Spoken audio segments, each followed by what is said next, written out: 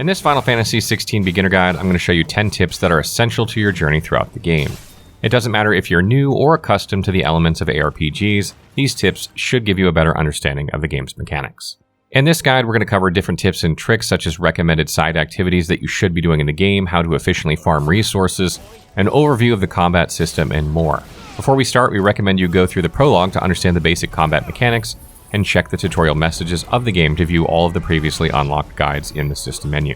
When you start the game, you'll be given the option to choose your difficulty between story and action focused. Regardless of which mode you play, you'll have access to using timely accessories, which you can find under gear and icons.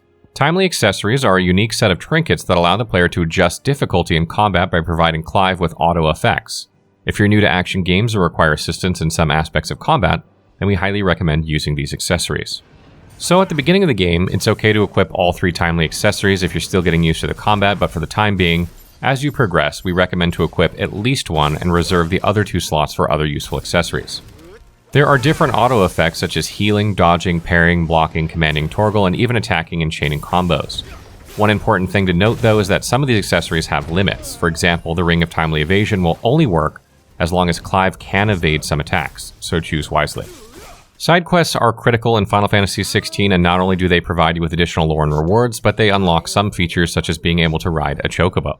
Side quests become available during story progression, specifically as you reach the hideaway, and these are marked with a green icon on the world or area map.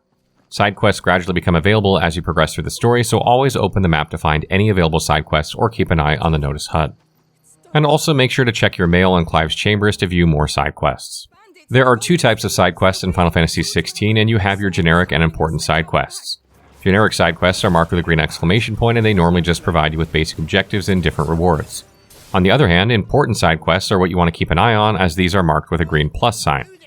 If you see one, make sure to do it because completing it unlocks certain features and upgrades such as improving the potency of consumables, chocobo riding, increasing the limit break bars, and more. In the latter sections of the game, you'll start to gain Renown points. By earning a certain number of Renown, Clive can collect donations such as skill, items, and even AP. You can do this by visiting Desiree at the Patron's Whisper. Staggering is the most important mechanic of the game when it comes to combat, and you will usually find that staggering enemies can only be done against large enemies and bosses. To identify the stagger meter of a target, you'll find it as a yellow bar underneath its health bar, and it is divided into 2 segments. By breaking its first segment, the target becomes shaken for a brief moment, while successfully bursting the second segment will have the target completely fall to the ground, allowing you to follow up with chains of attacks and combos before they can recover. As the target recovers, the bar refills, and it's a matter of repeating the process of shattering its stagger meter to punish it once more. Your weapon and abilities play an important role here, as the value of the weapon or the number of stars for an ability will determine how fast you can stagger an enemy.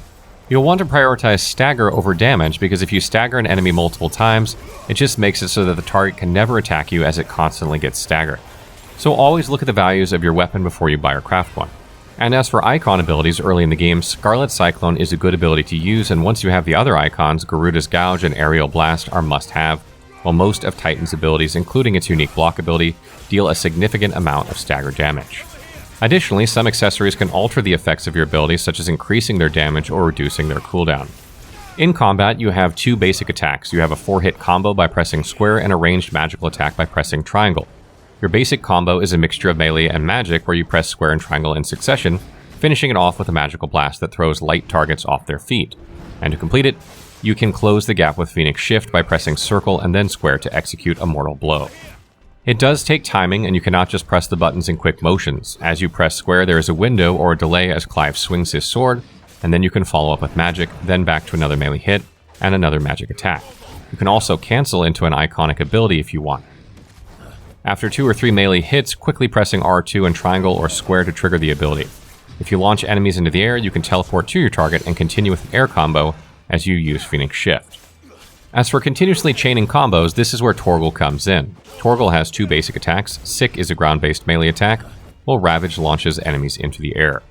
There are many ways you can use Torgal, and his attacks change depending on your combos. If you execute the 4 melee attacks by pressing up on the D-pad just as Clive lands the 4th swing, Torgal's Sick becomes a spinning attack and leaves the target in the air for about a second, allowing Clive to follow up by shifting into the air for an aerial combo, or by using Garuda's Deadly Embrace that pulls the target close to you, allowing for more ground combos. Luckily, there is a training room that you can use to hone your skills. The Hall of Virtue is a training room that can be accessed by using the stone in the hideaway, and this becomes available through story progression. In the Hall of Virtue, you can play with different combat parameters and choose what enemy you want to fight against. This is very helpful since it allows you to experiment on what abilities work well together, and it gives you a better understanding of how to properly utilize Torgal's attacks. By pressing the DualSense touchpad, you can view the training options such as adding Torgal, input display, burst timing, enemy behaviors, and a list of targets to fight against. If you want to put everything into action without worrying about dying during the main campaign, you can always run the arcade mode or stage replay, where you can revisit previously cleared areas.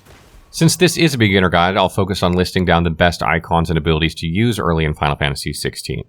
For basic abilities, you want to unlock the following abilities to give you an advantage in combat. Charged Magic allows Clive to charge his magic attack by holding down triangle and releasing it. Swift Recovery immediately recovers if you're knocked back or down by an enemy. Burning Blade adds an attack that imbues Clive's sword with flames and releases a powerful knockback, while Lunge and Down Thrust provide more moves for aerial and grounded attacks. These are very helpful as you can cancel into these abilities during a combo, and you can use them in various situations. As for icons, you'll start off with the Blessing of the Phoenix. By default, you'll have access to Rising Flames and Scarlet Cyclone. When you start, after you unlock the basic abilities mentioned, we recommend that you save enough AP so you can unlock Flames of Rebirth. This skill is an AoE attack that continuously damages enemies in the area, and it also recovers your HP, but you'll want to use this when you need to since it has a long cooldown. I also found that Scarlet Cyclone is an extremely strong ability. Not only does it attack enemies around you, but it has high stagger damage, knocks back enemies, and has a short cooldown. As you may have noticed, abilities that have AoE capabilities are very useful here since most of the time, you'll be fighting enemies in groups. Once you've progressed, you'll be able to channel the abilities of Garuda. The Wind icon specializes in targeting a single unit, but it does a considerable amount of stagger damage, making it the most used icon you'll be shifting into until you unlock more. Make sure you have Gouged equipped since it has high stagger damage and it hits multiple targets if you're lucky to have 2 or more targets in front of you. Garuda's unique ability is Deadly Embrace, which can be used to pull enemies to you, or if you break the first segment of an enemy's stagger bar, you can pull the enemy down and follow up with more attacks. You may also want to save enough AP to unlock Aerial Blast, which summons a tornado that lifts targets into the air and deals a significant amount of stagger damage to large enemies and bosses. When it comes to combos, I like to punish enemies by using Scarlet Cyclone and then hitting them with basic attacks. Once I break the first segment of the stagger bar, I switch to Garuda and press circle to use Deadly Embrace.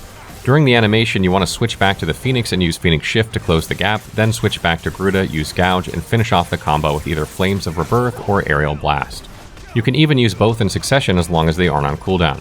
As you gain access to more icons, the possibilities of mixing different icon abilities are endless, and you can always try out the many combinations at the Hall of Virtue.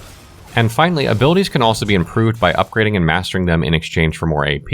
Upgrading improves the effect of the ability, while mastering allows the player to assign the ability to any icon, and you can learn more about the details by pressing triangle on the ability. To piggyback off abilities, your next question might be, can I respec abilities in the game? And the answer is yes. It's quite simple to do, and if you decide to switch up your abilities and prefer to spend your AP on something else, you can go to the ability you no longer want, and then press and hold the square button to refund the AP spent. If you haven't upgraded it, the AP you'll receive is the basic number for unlocking it, but if you have upgraded and mastered it, you'll acquire the total number of AP you've spent. There is no catch here or negative outcome to it. You can freely respec abilities and spend them on whichever you want, so respec freely and responsibly. The basic method of farming XP, gil, and AP, and eventually Renown points is by fighting enemies and completing main quests.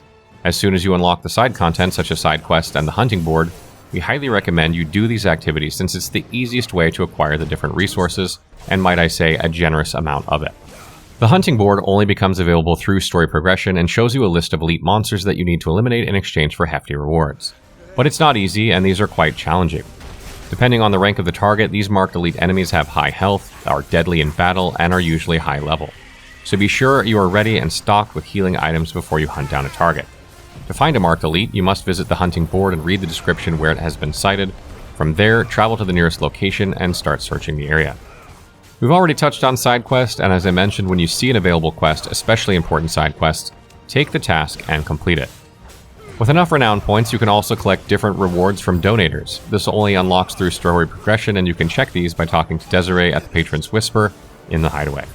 Materials are quite hard to find and are scarce in Final Fantasy XVI. Rare materials exclusively drop from elite enemies you hunt, and others are obtained by completing certain quests, while the generic materials are generously rewarded in side quests and commonly found as loot. When you plan on acquiring a stronger weapon or accessory that is available to be forged, make sure to check the general merchant in the Hideaway or in other locations. They usually have the base weapon or accessory available for purchase. This way, you can save your materials and use them instead for reforging, which upgrades the level and stats of Clive's equipment.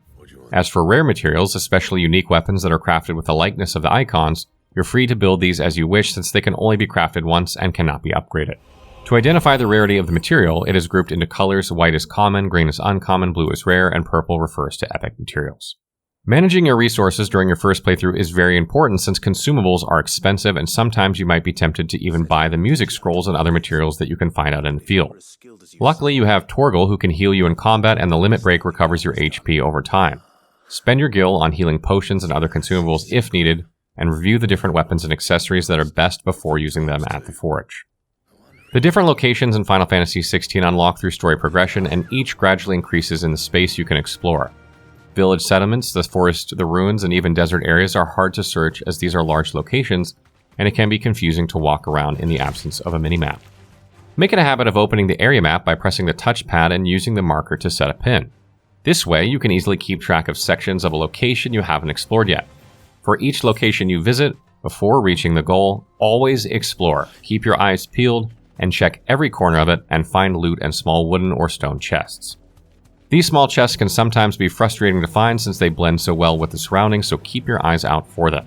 If you do find one, or if you're near a chest, a small indicator with the X button will appear on the chest. That wraps up our beginner guide, and hopefully it gives you some clarity on some aspects of the game and it guides you with your journey in Valisthea. If you have any other questions about Final Fantasy XVI or you need some help, be sure to leave them in the comments below.